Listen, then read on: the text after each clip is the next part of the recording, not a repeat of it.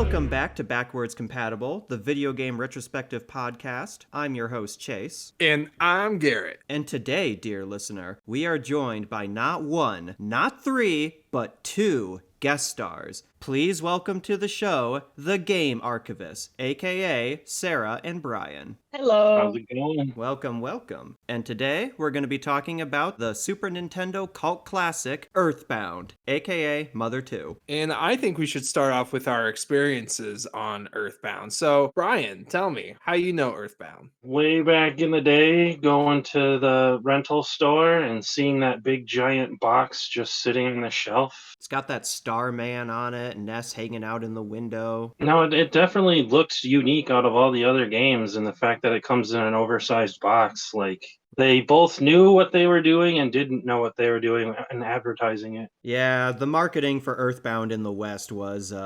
notoriously very, very bad, but we'll get into that later. What about you, Sarah? What's your connection with Earthbound? Well, I was probably 8 or 9 years old, and my brother bought a copy at Funkoland. I played it, and I loved it, and it's like my favorite game. As for me, Earthbound is one of those games that I always heard a lot about online. It has very much a dedicated fan following. People would reference it and meme about it. It was always brought up of classic Super Nintendo games. And in more recent years, you have games such as Undertale, which take a lot of heavy inspiration from Earthbound, so its legacy lives on in that respect. Growing up playing Smash Melee on GameCube, I always saw Ness as like, hey, who's this funny little kid with a baseball bat? So I played it a few years ago for the first time on my SNES Mini, which is also how I played it in preparation for this episode, and I just really enjoyed it. I can see why a lot of people hold such a dear memory of it in their hearts. It really is a memorable and unique game, especially for the time period. A lot of JRPGs just aren't like Earthbound. Overall, I really like Earthbound, and I think it holds its cult status for a reason. The turn-based battle as well, in its way it displayed the powers and the abilities and all that. I thought it was pretty cool how interactive the text was. The HP meter, the way HP is distributed in combat is interesting because you can take a mortal wound that would normally one-shot kill you in a different JRPG, but you can still fight as long as your health is going. Hit him with that crack bat. That's all you gotta do. Yeah, the crack bat, the slingshot, the stun gun, the frying pan, because Paula, girl, get it? Oh, Lord. Anyway, let's get into some of the nitty-gritty information here. Earthbound, aka Mother 2, was released on August 27th, 1994 in Japan on the Super Nintendo Entertainment System, aka the SNES. Wait, hold up. NES? SNES? Oh my god. Figured it out. It was developed by Ape Inc. and HAL Laboratory. Ape Inc. would later rename themselves to Creatures Inc., and if that name sounds familiar to you, it's because they worked on this little-known game, you may have heard of it, called Pokemon. I think I've heard of it. Wow. And it, of course, was published by Nintendo. The game was directed by Shigesato Itoi and produced by Satoru Iwata. Rest in peace. Fun fact about Mr. Itoi, he voiced the dad in My Neighbor Totoro. I didn't know that. Takes an interesting person to make a game like Earthbound. You definitely had a vision, that's for sure. Itoi's vision for Earthbound as a sequel to Mother was he wanted to make a JRPG game that really stood out compared to the rest. Instead of setting it in a typical fantasy setting, he wanted it to be set in a modern-day, contemporary, suburban setting, specifically one based off of the United States. And that brought us to the country of Earthbound, Eagleland. Subtle. The music was composed by, I am going to butcher these names, I apologize. Hiroshi? Yeah, Kaiichi Suzuki and Hirokazu Tanaka. So many distinctive themes and tracks in Earthbound that are so recognizable. And that's what I miss about, because I noticed with older games, the music tends to really be a sense of either grandeur or a sense of horror or anything of that. And I really miss that they stopped. And that's what I miss about the old times during games, because music was recognized as this big part in gaming. It made the player feel emotions that could be amplified with the music. Really, just to see works like this back in the day and then kind of see quality works. More recently, granted, there are some that make beautiful music to really guide the player through what they are seeing on the screen. I wish musicians would just get more recognition, is all. I think they get plenty of recognition today. Sure, they're not exactly the first thing people think of when they think of games. Usually it's voice actors or the directors, but I think music in modern games has really come a long way. And you say you don't see that a whole lot in games of music really influencing the player's emotions, but I think the opposite. I think you see that all the time in modern games. I think it's game dependent. Like a lot of that's newer fair. stuff, music takes a sideline. We have such good graphics and such shiny things going on the screen. The music gets put in the back. But there are stuff like Monster Hunter, which every monster having their own track gives it a good feel. Oh, don't get me wrong. Some games definitely handle music a lot better than others, but I think music is just such an integral part when enjoying a medium such as gaming or film or television. So it makes sense that a lot of effort has to go into it. And for Earthbound specifically, they took a lot of inspiration and influence from a lot of bands of the 1960s. You had the Beatles and the Beach Boys were two major influences, and I think they directly sample from a couple of Beach Boy and Beatles songs in various tracks. Most infamously, the track that plays right before you confront Giygas, This Place, I think it's called. They sample from the Beach Boys song Deirdre, and it is very eerie and ominous how distorted it sounds. Yeah, I definitely agree with you. I didn't realize how many direct references there were. I mean, I think the Runaway Five, weren't they a reference to like the Blues Brothers, They I were. believe? They're on a mission from God. Speaking of like all these sort of references, I do like it that this JRPG took place in sort of like modern times. I think it was the first JRPG to really not be more fantasy like there's some aspects that are out there, but overall I feel it's very grounded compared to Yeah. most JRPGs. It takes place in the distant, far-off year of 1990X.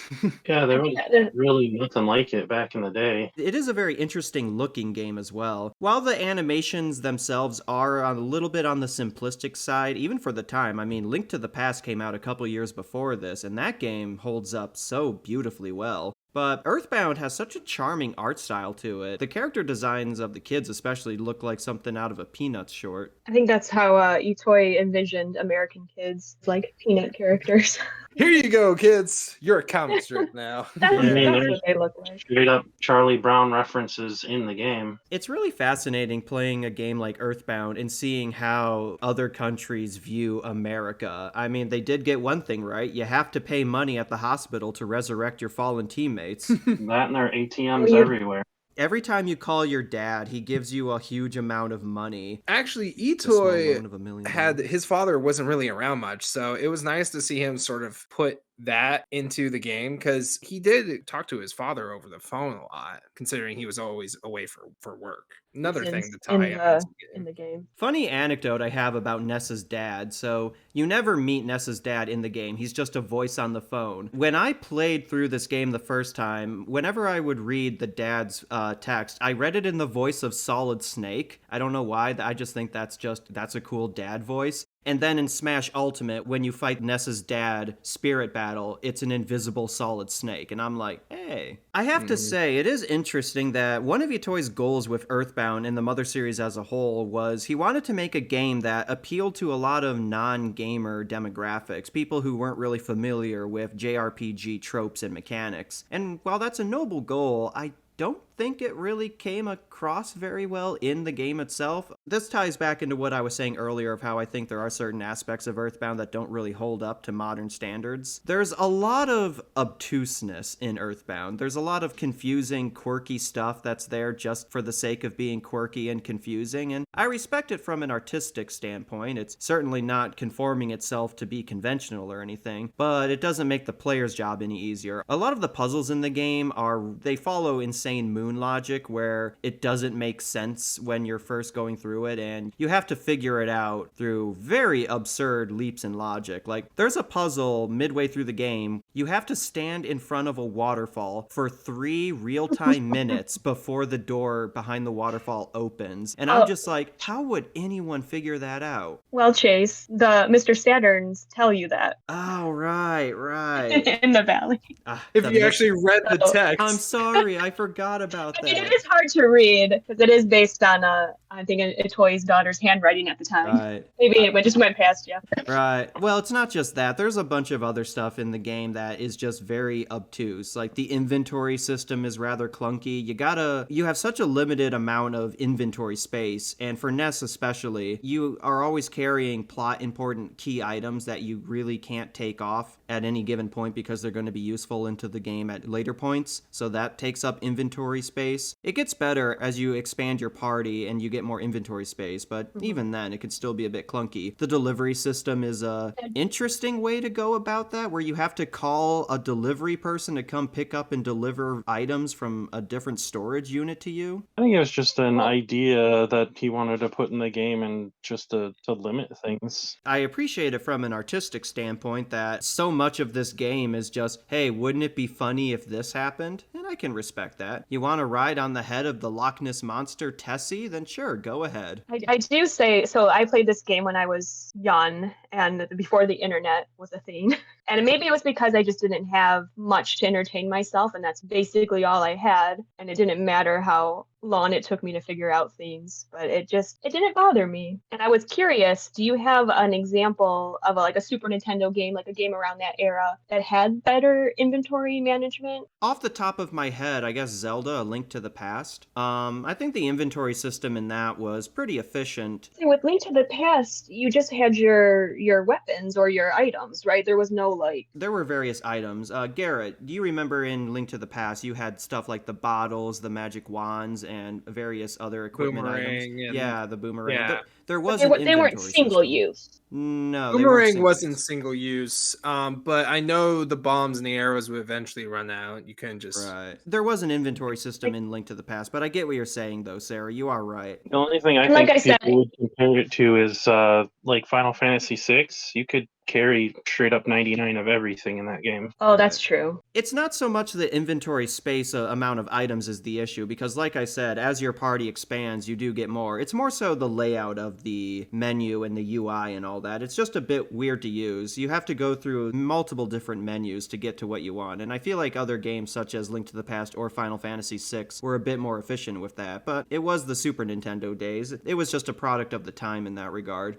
One thing that kind of stood out to me that I think was a bit of a missed opportunity is for a game with as much of an emphasis on comedic dialogue and funny interactions with NPCs, the 4 playable main characters, Ness, Paula, Jeff, and Pooh, they don't talk like at all. They're mostly silent. Like the only one who really talks is Paula, and that only on a few occasions. I think Jeff does talk once when he first joins the party, but that's it. And I get why. It might have been confusing at various points. It just kind of stood out to me of like a little bit more interactions between the main characters could have resulted in a lot of funny moments and amusing jokes, but they're all just kind of stone silent. I know that was very much the style at the time. It's just looking back on it, I just think that was a bit of a missed opportunity. We could have had some witty banter between the party and all that, but maybe that's just me. Yeah, that's something I never even really thought of until you mentioned it. But yeah, there is not too much dialogue with the kids. Not a game-breaking deal or anything, just something I noticed.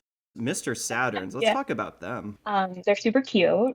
And they're like floating head on stubby legs? Yep, just like heads with little stubby legs and little curly cute hair on top. Big noses. They have their own village. They're so cute and quirky. Whenever I read their text, I imagined, they talk like this, Mr. Saturn, doing doing. I think that's how most people think of them. You run into them after Happy Happy, right? Yeah, oh god, oh, the Happy Happy. Okay, talk about things that may not to divert, but we'll talk about them in a second. Well, it's something I like about Earthbound is how it can go from like a seemingly normal town, normal American town, and things are kind of, you fight cops, which is a little unusual for a kid. Itoi was ahead of the time. Cops are the bad guys in Earthbound. They're always blocking our roads. It goes back and forth so much from like normal to what is going on, back to normal again. That adds a lot to the charm of the game. You don't know what to expect. One minute you're fighting some street gangs in the streets of Onit. The next moment you're fighting a bunch of ants that have psychic powers. And then the next moment you're fighting a sentient stop sign. It's a fun game.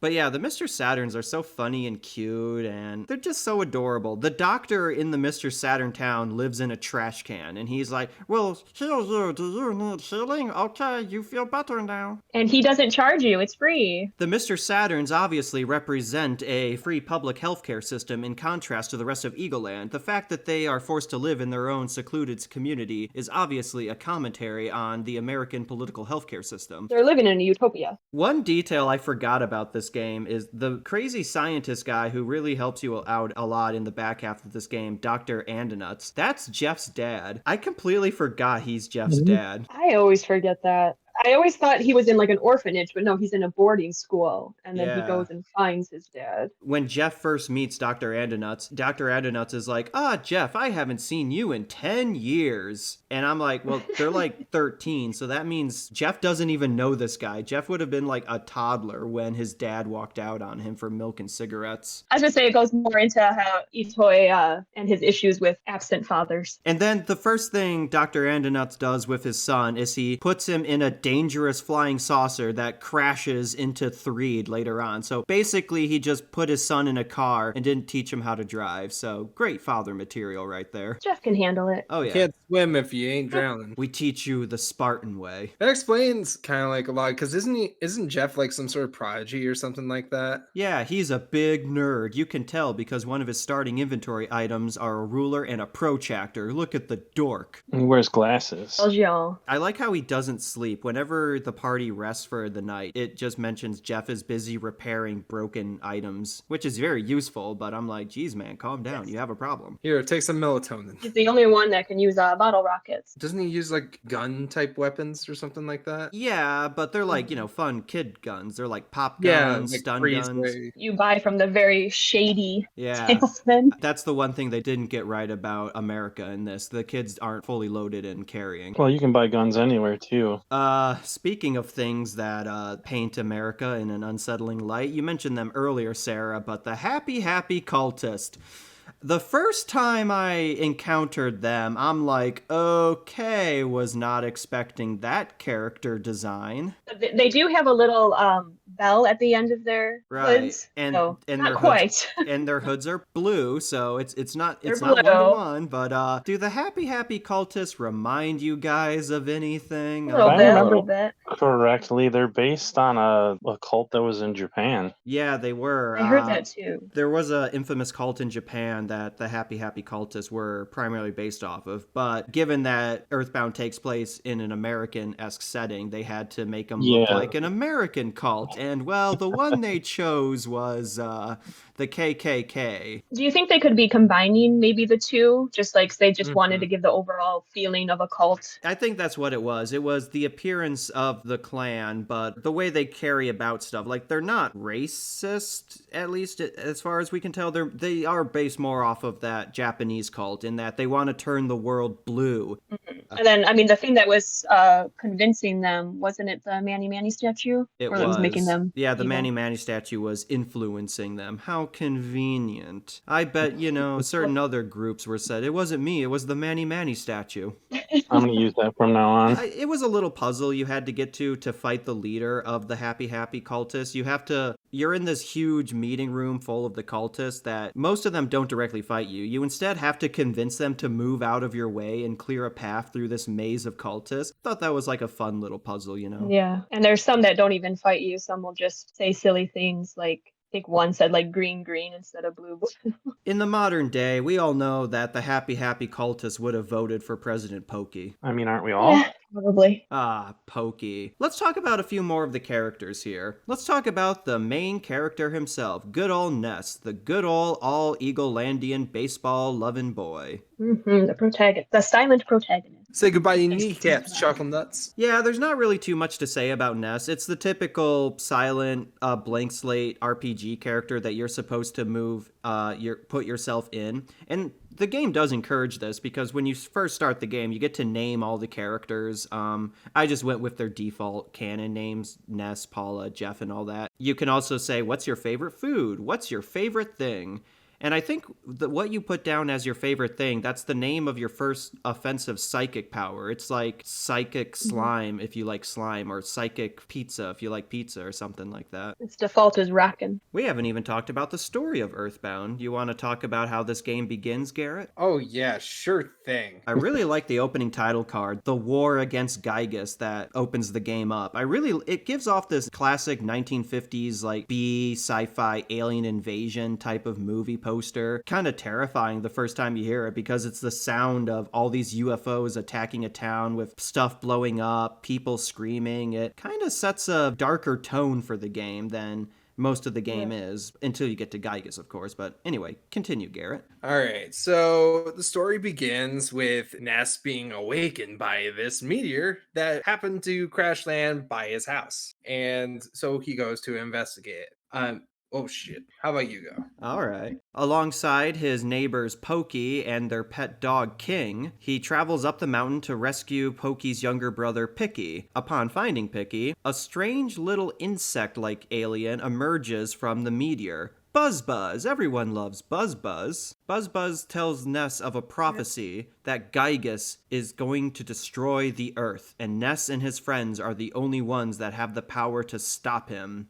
Turns out Pokey and Picky are not his friends, because Pokey immediately bails on him, and then Pokey's mom kills Buzz Buzz because she mistakes him for like an annoying bee or something. It's a dong beetle. When you return to Pokey's parents, Pokey's dad is like, Ness, your family is always mooching off of us. Look at us. My family is forced to live in poverty because of you. And it's like their house is twice as big as Ness's house. Not a good family. You look at how Pokey turned out. Pokey's dad does like hit him, so yeah. At least his dad's there. Ness's mom is like, you're 13 years old now. It's about time you get out of the house. Classic JRPG kid parent mentality. It's the same in Pokemon. Well, you're 10 years old now. Off you go to fight in these super violent animal fights. She says earlier, like, she would stop you, but she knows you're going to sneak out of the house, so she knows what's going on. And she is a good mother and all. Ness misses her throughout the game. If you don't call your mom periodically throughout the game, he'll come down with homesickness, which reduces his accuracy in combat. So stay in touch with your mom, everybody. It's nice. Yeah, quit ignoring those calls. And so Ness embarks on a journey initially to find the 8 sanctuaries. He travels across the 4 main towns of Eagleland. On it, is it on it or own it? I've heard it both ways. I've always called it on it. I used to call it own it, but I call it on it, but I like to say one double T too. Because the naming It has theme to of start with a 1. I know, you're right. you look at the naming theme of all the other towns, and it's Tucson, Threed, Fourside, and then One It is okay. I guess it might be One It. Along his journeys, he meets the actual friends that the prophecy foretold of. Paula, she's basically the glass wizard of the group. She has really powerful psychic abilities, but her defense is really not that great. There's Jeff, as we mentioned earlier. He's the genius inventor. He can't use psychic abilities because he is a man of science, not magic mumbo jumbo. So he uses bottle rockets and bombs and guns and all that. He is a practical man. Doesn't he also have a way of seeing the strengths and enemies of He does. Instead of psychic on the interface, he has a spy option, which tells you, like, this is what the enemy is strong and weak to. So that's useful. And then there's Pooh. He is a martial artist monk from a far-off foreign land, and he also has really powerful psychic abilities. If you've played Smash Brothers, Ness's final smash is Starstorm, and as any Earthbound player will tell you, actually, Ness doesn't learn Starstorm in Earthbound. Pooh's the one that uses it. Who names themselves Pooh? Or who names him Pooh is what I'm getting at. It's so I sad. think that's just his name, right? It's like one of those names where like you get bullied when you're a kid kind of name. I mean, he is a He martial artist was monk. a prince. He is a martial artist monk. If anyone made fun of his name, he'd kick their ass. A prime example of what you were talking about earlier, Sarah, of this game having very significant tonal whiplash. During Pooh's initiation section, where you play as him in the temple, there's a moment where he has to pass a mystical trial. He meditates, the screen goes black, and this disturbing floating face starts talking to Pooh and taking him apart piece by piece. It's like, first your arms, then your legs, and finally your eyesight. The first time I played this game, I'm just like, I want to go back to the happy fun times with Ness. That really threw me for a loop as a kid. I thought I did something wrong, It and just I had to reset it because I was like, I'm gonna die if I do that. Asks you with all of them, doesn't it? Doesn't it ask yeah, it's you like, like, do you can they want rip me to? off your whatever? Yeah, that's part of the trial. Yeah, It's like you have to keep going through with it, and it gets more and more gory each time. Like you don't see the gore; it's all like implied. But I'm like, this came right out of nowhere. it can get pretty dark. Moving on, you said that you bought this game back in the day when it came out, so you must have been one of the lucky few who actually bought this game in America, because, as it turns out, this game sold very, very poorly in the West. The marketing for this game was terrible. Game All I stink. can say is this game stinks. Yeah, this game stinks. Like I said, I got it from a rental place, and they had the whole box and everything there, and that's what grabbed me. It was cool seeing it in with the guide, the full book one that went through the whole game, which helped you if you had any issues getting through it. The stuff like the stinky cards in the back, I don't get what they were going for, but it fit the theming of the game. It just Right. nobody seemed to enjoy it. What, you mean scratch and sniff stickers that smell like vomit and boogers isn't enticing you to buy a game? Yeah, so when it came to marketing Earthbound in the West, I know gross out humor was very popular in a lot of kid stuff in the 90s. I mean, look at stuff like Ren and Stimpy as an example, but it really didn't help Earthbound's case because all of the marketing was, oh, this game's disgusting. It'll make you throw up if you want to play it. Yeah, I think they pushed it a little too hard because I remember seeing it all over the time in magazines, all over the place. Like they advertised it. It's just they did terrible. And then Earthbound flopped in the West, and now finding a box copy of it these days is going for how much? A box copy, over $2,000, I believe. Something like that. We haven't even gotten Mother 3 here in the West ever, so. No, and that's again partly due to sales. Like they pushed it too hard, they spent too much, and they lost. So then they didn't want to try again. Doesn't help the development of 3 either. The game not selling very well just led to its cult status even more because the people who did play it really grew attached to it, and it's easy to see why. It's quirky, it's funny, it's not like the other JRPGs, and the final boss, Giygas, certainly scarred the young kids who were playing this game, so it definitely left its mark. And you gotta give props to the people who went through the game, because the game is not just like a stroll in the park you can take. You're gonna have to be with that for like a minute, maybe a couple weeks. I don't know if it was just me, but was the difficulty early on in Won It a little weirdly unbalanced against you? Like, I feel like the game is mostly balanced towards having multiple party members. So in the beginning of the game, it's actually a lot harder in the beginning than it is later just because you're stuck with Ness and enemies will very quickly overwhelm you. I don't know if that was just me. I just feel like the Won It section of the game was a lot harder because once Paula and Jeff joined, I'm like, wow, this game got so much easier. Yeah, no, I think you're right in that. I remember grinding a lot just as Ness in the cave for the first sound, just to beat those dang cops, because you have to fight, 5 in a row? Yeah, it's a gauntlet run. They're like, oh, you want to go to Tucson? Well, you have to beat through the entire precinct first. Oh, okay, Mr. 13-year-old kid, we'll let you pass. Just don't beat up any more cops. It is kind of funny that because most of your human enemies you fight are early on, in Tucson you fight deranged hippies and angry ladies with a purse, so that's funny. It does kind of result in the unintended implication that apparently a street gang in Won It is significantly weaker than a bunch of ants in Threed. Yeah, that's a funny way to go about it. What would you say was like your favorite town? They're the most memorable. I think each town does have its unique vibe to it. That's another thing that I think is really in Earthbound's favor is each of the major areas and landmarks you go to are all very distinct and separate from each other. The only towns that are at all similar are Won It and Tucson. And even then, they're still very distinct from each other. Tucson has like more of a hippie marketplace type of vibe to it, while Won It is your typical suburban small town. I would say for me, Forside, the big city, is probably my favorite just in terms of its place in the story and gameplay standout, but I really liked what was going on with Threed. Threed being this creepy, haunted, zombie-infected town. Like, that's funny, too. You get to Threed, and it turns out this whole town is in the middle of a zombie apocalypse, and the rest of the country is just like, oh, hey, have you heard the news about Threed? They got a zombie ghost apocalypse going on over there. You know, I realized something, Chase. Every single game that we've talked about, you really love the creepiness and the ghosts and stuff. That's what Yeah. non-gamers would say you have a type.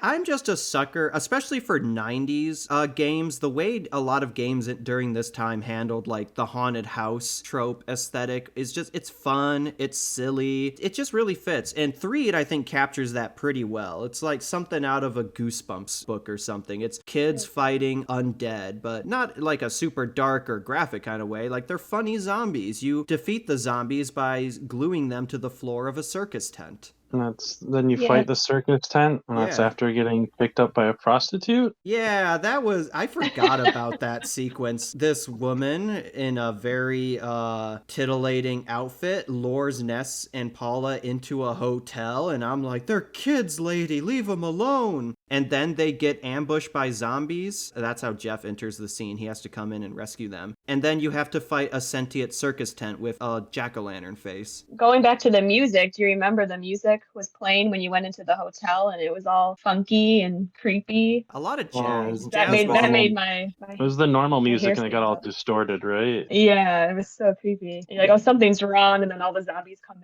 in. And I would say the music of Earthbound is very jazz and surf music inspired, which is an interesting vibe. It gives it a very fun, laid-back vibe, but also eerily ominous type of feeling to it. What about you guys? What are your favorite locations in the game? What were your favorite places to go to? Well, you kind of mentioned one of them. I was going to say three as well, but it was one where I liked how you felt trapped in there because the ghosts were in each of the tunnels, so you couldn't get there until you had the Runaway 5. And I know that's kind of a way of just separating it so you don't go there when you're not supposed to, but it just added to the creepy level of I'm stuck in this town until I figure out what's going on. And then another creepy part was Moonside. Oh yeah, I was gonna say. I'm like you, Chase. I like the creepy stuff. Moonside, the alternate mirror dimension of Foreside that Ness and Jeff travel to in order to rescue Paula. I really like that look of Moonside. It's the layout of Foreside, but everything has that neon outline, colorful vaporwave aesthetic to it all. And everyone talks weird. It's like the Bizarroverse. Everyone talks weird. They talk in opposites. People will randomly teleport you around the city. You fight sentient stop signs and taxis. It's just a wacky, crazy time. It's a link to the past. It is. It's the dark world of kind of. Earthbound. It is the Very dark world. arty. Exactly. Let us know if you have any spiritual experiences. Speaking of spiritual experiences, one of my favorite locations is Magic Cant. Is it actually a real place? Is it just a dream to Ness? I always thought of it as a dream. It's this world that is pink, fluffy clouds, strange bird dude beaky bros are hanging around, and hey, we'll protect you, Ness, we'll be your bodyguards. A lot of people from Ness's past meet up and they send him on his journey. In the Japanese version, Ness is completely naked. You can see why they had to change that to his pajamas in the Western release. You can't have any nudity. He fights the Kraken in the lake. Yeah, Magic Cant is just a very interesting location. What did you guys think of it? It's I cool. mean, it's surreal. Like it feels like you're in a dream world. And I think that is the time where you do actually talk, or you talk with your subconscious or something at the end, meditating. The entire section of Magic Cant is Ness coming to terms with his own sense of self, his past, his life story, and everything. Another location that I think deserves mention is the Lost Underworld, or the Deep Darkness. Not only is that where Tenda Village is, but that's also where a bunch of dinosaurs are. I hated that one. Yeah. I think most people hated that one. It's a cool idea, but yeah, it is very long, very big. It's so big that when you're in it, it shrinks the sprites down to only like a pixel size instead of the normal sprites, just to convey how big everything in the Lost Underworld is. The dinosaurs are colossal size, map is huge. It was an interesting way to go about it. The people you met, you said they were called the Tundras, right? Yeah, the Tendas. I was super jealous of them because you had to give them a book of overcoming shyness. Yeah. Like, if it was that easy. How to Mhm. socialize for dummies. I think we should at least talk about some of the psychic abilities. At least one that I think is worth mentioning is psychic teleport. You learn it about halfway through the game, and it's basically Earthbound's answer to fast travel. You pick a location and you teleport to it. But in order to teleport, it's like a runway. You have to pick a really long stretch of area, and the party has to run in a straight line. And if you come into contact with any physical object during that run, it instantly fails, and the characters are... What happens? Are they like covered in soot or ash, or like they turn into dark silhouettes for a second? Something like Yes. that. It's just it's Back to the Future rules, man. Like Yeah. you gotta hit the right speed to go. Also, you can move. You don't have to go straight. I It's didn't just even know hard that. to do. It is hard, but you can. Right. That is probably my one complaint about Earthbound was the teleporting. It was, but you couldn't just use it everywhere all the time, in my opinion, and that's why Yeah. they designed levels how they did. You get the second one later, anyways. Because you need such a large amount of space to use it, it's a very niche ability throughout most of it. But after you complete Magicant, you do learn a second ability of teleport, which reduces the amount of space needed to teleport, so it becomes more useful after that. So when I was playing Smash, Ness's intro animation is the teleport,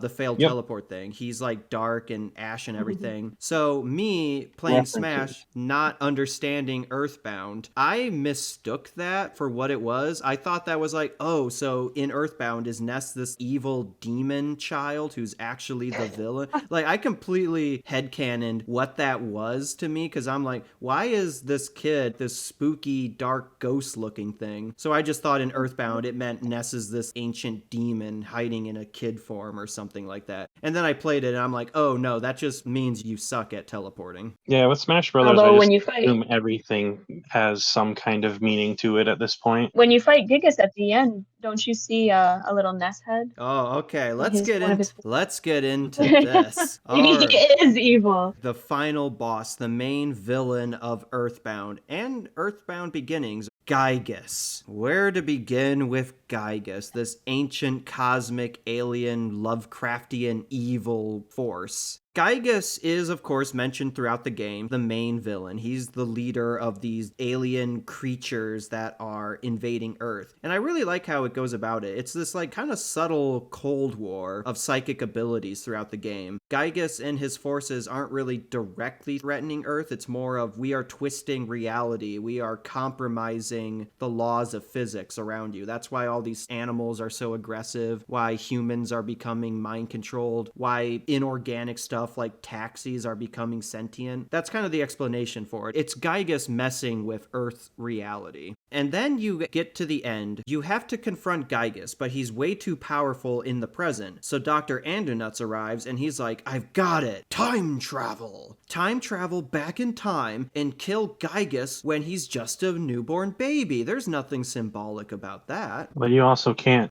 confront them with your own bodies either. Right, you have to go back in time as robots. This whole last section of the game, we talk about tonal shift. This is where it goes completely off the rails sinister. It's creepy, the music is unnerving, the enemies are powerful, and approaching Giygas itself, it resembles a womb of some sort. It's all this organic, Geiger-esque material, tentacles, and what looks like entrails hanging everywhere. You find this strange egg question mark that initially has Ness's face on it, which is really throwing me off. And then you have to fight Giygas alongside Pokey, who has been so corrupted. I have this written down in my notes, just god damn it, Pokey. He has been such an asshole and thorn in Ness's side throughout the game, moving up the hierarchy of power in Eagleland, and now here he is. He's become essentially the mouth of Sauron. He speaks on Giygas's behalf in this spider robot mech suit kind of thing. So you have to fight Pokey and Giygas, and I really like everything going on with Giygas's design. Unlike every other boss fight in the game, Giygas doesn't have a sprite. He is the background of the game. He's this twisted, spiral, horrible face-looking thing. It actually reminds me of John Carpenter's The Thing, the way the face is stretched out in what appears to be in constant anguish. It's not a sprite that you're fighting. It is the background. And I think that the way I interpreted that, you are fighting reality itself. Giygas is so above mortal understanding. he, she, what, I don't know what even to apply to Giygas. It is just Giygas. Giygas is evil incarnate. You get that with the fact that you can't even comprehend his attacks. You Right. just take damage. You guys know the story behind Giygas's creation, right? I mean, I with the do. movie, the walking in on the movie. Right. When The a toy theater. was a young kid, he accidentally wandered into the wrong movie theater, and he saw the 1957 movie The Military Policeman and the Dismembered Beauty. And he walked in on a scene that was of this really graphic murder, sexual assault scene. And because he was so young, he didn't understand what was happening. He just remembers having such a visceral, negative, emotional reaction to it. It was that emotional reaction, that trauma, that led him to inspire Giygas. He wanted to create something, an enemy that inspired a similar impact on players. So you could say you got hit by one of Gygas's attacks. And even Giygas's voice lines are so unnerving when you view it in that context. It's just moaning to itself, "It hurts." Yeah. Yeah. Which, when you put it in the context that this is based off of sexual assault, everything about Giygas is just so uncomfortable. Its look, its voice, its context, its abilities. You can't comprehend his attacks, like you're saying. But that's I what mean- makes the villain so good, right? Well, yeah. Exactly. It is. Giygas is a very, very memorable villain. I'd say Giygas is one of the most darkest villains in Nintendo games. Kirby's Evil got villains. some. I feel like the color red, as well as the spirals, as to kind of like give red that sort of free flowing shape. A lot of times people have this sort of uneasy feeling about blood and stuff like that. And I think Gygax having that color palette and that design really bring out those emotions in people. Right.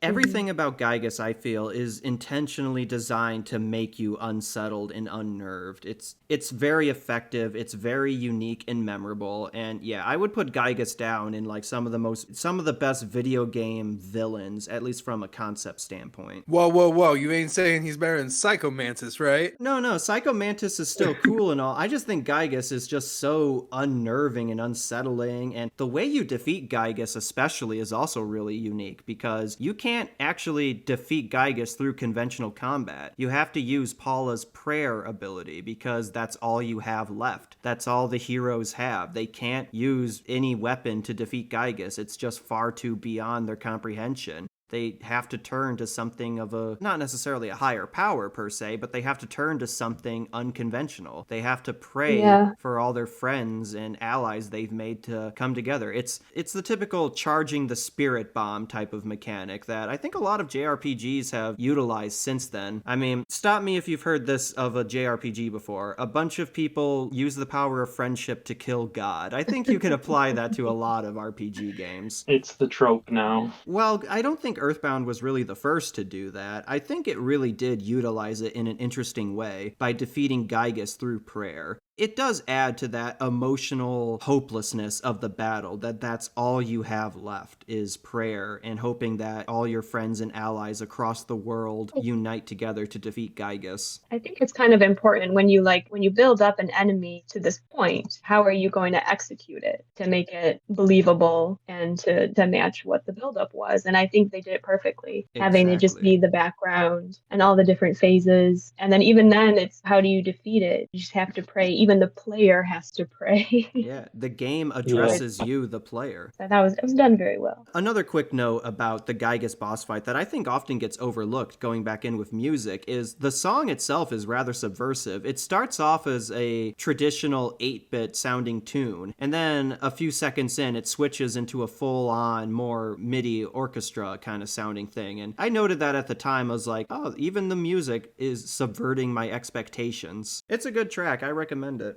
Anyway, but yes, Ness and his friends, through the power of prayer, they abort Giygas from the womb. Yeah, you guys know that interpretation of it, right? I've heard that one. And the day is saved. Peace is restored to Eagleland. But what's this? Pokey is still at large. He won't play any important role in a future installment, I'm sure. 10, 15 years till that happens. And he'll change his name to Porky. That's the story of Earthbound. All in all, it's very much a cult classic game. So let's give our ratings for it. So would you guys beat it, complete it, or delete it? Basically fuck, marry, kill, but with games. Would you beat it, play it through once, and yeah, it's worth a playthrough? Complete it, you love this game, you want to play every aspect of it, or delete it. Just get this game out of your sight. For me, I'd say put it in the beat it category. It's a fun game, it definitely has its legacy and its place, and I really enjoyed my time. It influenced a lot of JRPG tropes and humor in a lot of modern games. It is rough around the edges these days, and I do recommend for anyone who's going back to play Earthbound, just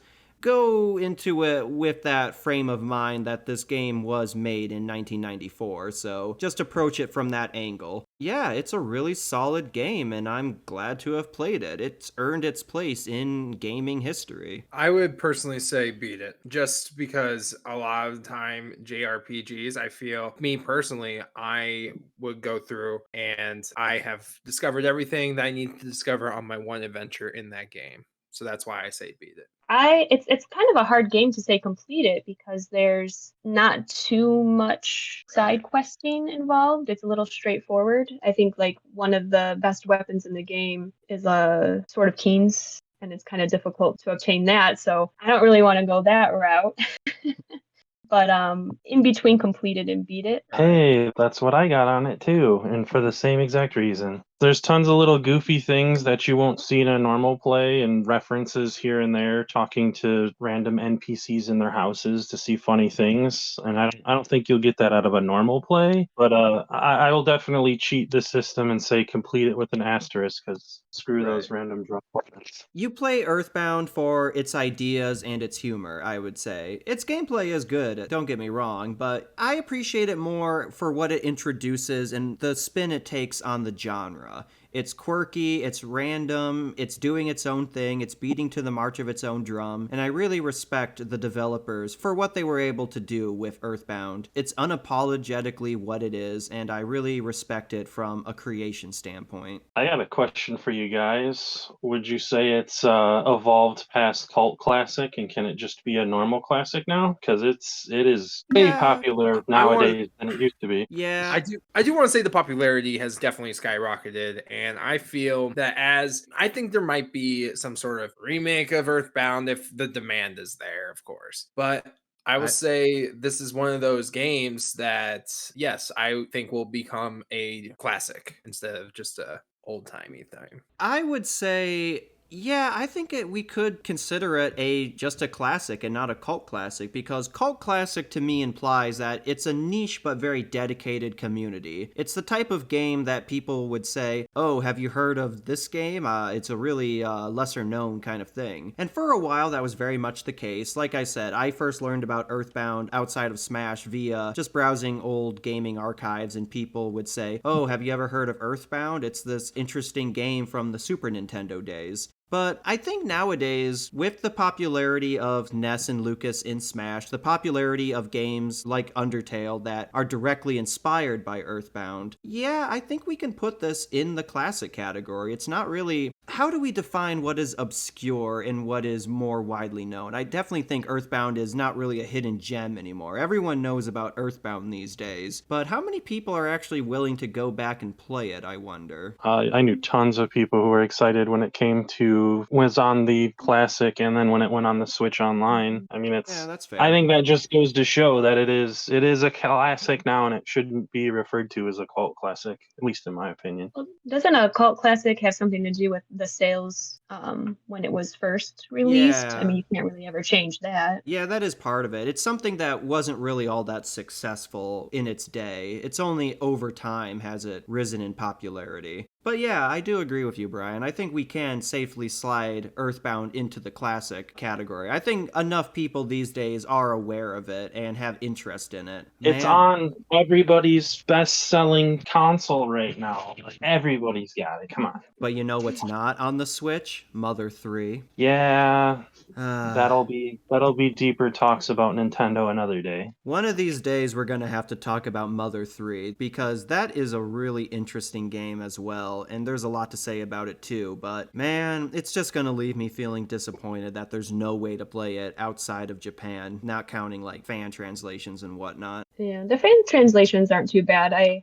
played a little bit of my copy. In Mother 3, you have to get the rhythm down, and I have no rhythm. One last thing I want to say, if we ever do get a movie adaptation or a series adaptation of Earthbound, I really want it to be done in the style of, say, a classic Spielberg film or Stranger Things. I think that would be a perfect adaptation. So you want live action? I think it could work in live action, you know? If we could get, like, the Duffer Brothers, the creators of Stranger Things, to do an adaptation of Earthbound, I think it could be pulled off. I would prefer animated just because I think animation and video games go more hand in hand. But imagine a live-action Earthbound. It would require a lot of CGI and practical effects, don't get me wrong, and I have no idea how Giygas would translate, but I think a movie in that style, that like classic 80s, 90s throwback retro type of movie, I think Earthbound would be well suited for it. I mean, it would be awesome, but we just got a good Mario movie, so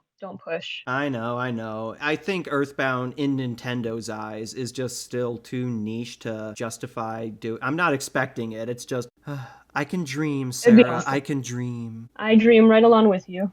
All right. Well, anything else we have to say? Any closing thoughts on Earthbound? I think we're good. I would like to point out that nobody talked about Snowden, but that's another thing. But I think we went over it pretty good. Bit. Wait, Snowden, isn't that Undertale? You mean Winters, right? Winters, yeah. Yeah, Winters. Yeah, Winters. That's the area Jeff's from. Yeah, that was a fun little section of the game. It's this winter alpine boarding school kind of place. I think it's supposed to be Canada because it's mentioned that Jeff is from, like, he's not from Eagleland. He's from a different country, and I think Winters is supposed to be Canadian or British, possibly. And they just Like happen to England? have Stonehenge. And cavemen are still a thing. I mean, if dinosaurs are still a thing, why not? Yeah. Why not? Man, the first time I went up to the caveman, it was as Jeff by himself, and the caveman was like, "Oonga boonga, nerd go boink." Yes. Yeah. I never understood that placement of them there. Just to screw with you. This is definitely me just looking into it too much, but when Jeff wakes up after hearing Paula's message to come rescue them, Jeff's roommate like mumbles to himself, "Jeff, I was just having a dream and you were in it." And I'm like, "Aw, that's cute." Oh, you didn't know? He's based on a gay friend of Etoy's. I did not know that. No, that's really interesting. He is actually a gay character in Earthbound, and it's Gay Tony. Aww. Some people say on the internet. Well, That's canon. Yeah, well, that definitely puts a few interactions into better context, because I wasn't sure if that was just me looking into it or anything, but I'm like, oh, that's a really wholesome, cute little romance between boys, you know? Like, young romance. It's cute. It's wholesome. Yeah. But what about you, Brian? You mentioned Winters. Anything you have to say about it? I mean, you went over enough of it, and the Christmas theming styled music always did it for me. There is the Dungeon Man, Brick Road, I think he's called. He's the dungeon master who just wants to make fun dungeons and puzzles for everyone to enjoy. He is great. I do feel kind of bad. He's a DM. He is a DM. Real DM. I felt kind of bad because the first time you meet him as Jeff, his dungeon is very quick and simple. And after you beat it, he's like, "Oh, it was too easy. I thought I tried well with this one. I'll go get better." And I'm, "No, Dungeon Man, Brick Road, come back." Although, when you meet him way down the road in the desert, he's put himself in a giant sand clay golem of some sort. He has become Dungeon Man. And he becomes a dungeon. From the moment I knew the weakness of my organic flesh, I knew it must be replaced. Garret, you're a DM. Get on Dungeon Man's level. Put yourself in the body of a golem. Yeah, you're right. I have to fuse myself with the walls of the dungeons in the game. You're right. You must become the dungeon. So far, my plans have derailed probably 7 times. We've only had 2 sessions. We'll get around to that eventually. But yeah, that's Earthbound. Great game. Highly recommend it. It is available on Switch, but if you don't have a Switch subscription, you can do what I do, and you can play it on a Super Nintendo Classic, but that's probably the pricier option. Other than that, you can play it through other means, but yeah, Earthbound, great game, recommend it. A little dated here and there from a modern standpoint, but that aside, Sarah and Brian, thank you for joining us. I hope you had a fun time on today's episode. It was awesome to have you here. Good. Thanks for having us. Feel free to come back and talk about any other game in the future. We'd love to have you back on again someday. We'll find another one for next time. And in the meantime, if you beautiful listeners out there would like to get into contact with us, then you can leave us a review on your podcast platform of choice, or you can send us an email at backwardscompatiblepod@gmail.com. Thank you once again for listening. I've been your host, Chase. And I've been Garrett. And I'm Sarah. Oh, I'm not going to say you're Sarah. You're Sarah. No, I'm Sarah now. No, Sarah? Oh, We're all I'm Sarah. Yeah. Thank you all for listening. Bye-bye.